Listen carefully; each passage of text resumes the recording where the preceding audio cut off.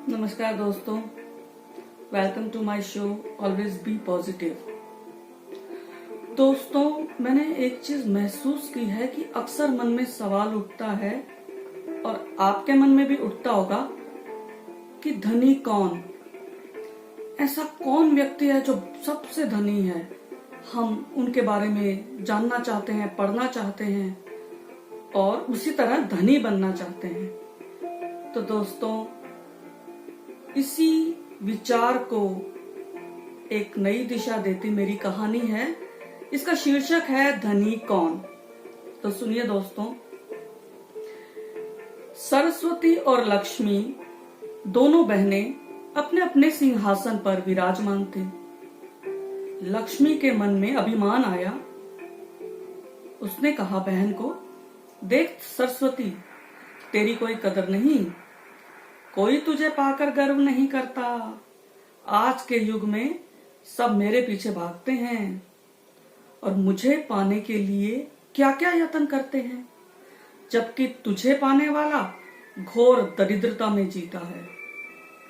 सरस्वती ने मुस्कुराते हुए कहा, ऐसा नहीं है बहना, मैं जिसके पास रहती हूँ वह दुनिया का सबसे धनी व्यक्ति होता है, सबसे धनी। तो लक्ष्मी ने कहा, अरे रहने दे, मुझे विश्वास नहीं है तेरी बात पर। तो सरस्वती ने कहा, ठीक है, अगर तुझे मेरी बात पर विश्वास नहीं है तो चल पृथ्वी पर एक चक्कर काट के आते हैं। तो इस तरह दोनों बहनें अपने अपने भक्तों का हाल चाल जानने के लिए निकल पड़ी धरती की ओर। धरती पर बड़े बड़े मॉल, खरीदारी करते लोग, थैले भर भर कर सामान ले जाते लोगों के चेहरे पर अजीब खुशी देखी उन्होंने।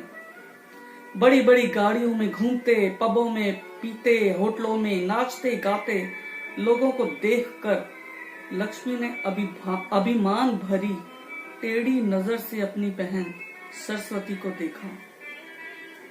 कुछ देर बाद सरस्वती ने लक्ष्मी को दिखाया कि देख, सबके चेहरे फीके पड़ गए हैं, थके थके रिक्त चेहरे।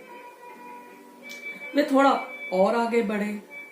वहां एक साहित्यिक गोष्ठी चल रही थी, एक सांस्कृतिक कार्यक्रम चल रहा था।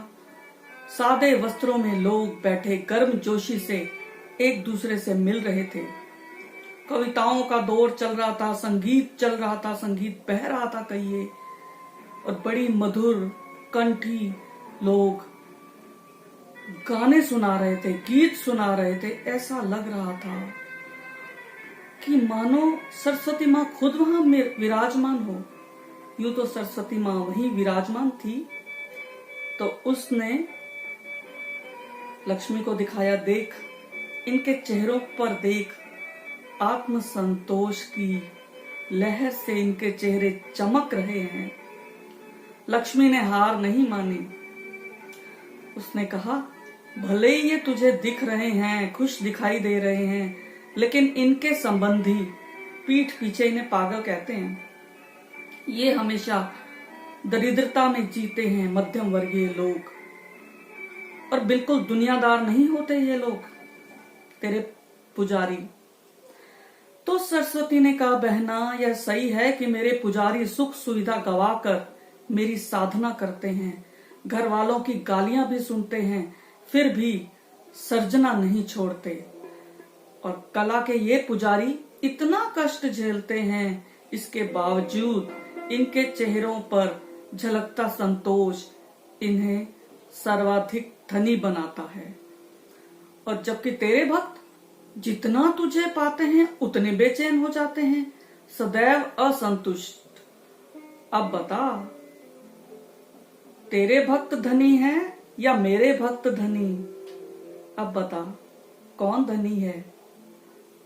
लक्ष्मी माँ के पास इस बात का कोई जवाब नहीं था। शुक्रिया दोस्तों। सरस्वती पूजक मेरे बंधुओं को मेरा प्रणाम, और मैं उम्मीद करती हूँ कि आपको मेरी ये कहानी भी हमेशा की तरह पसंद आएगी और मैं हमेशा आपके साथ जुड़ी रहूंगी।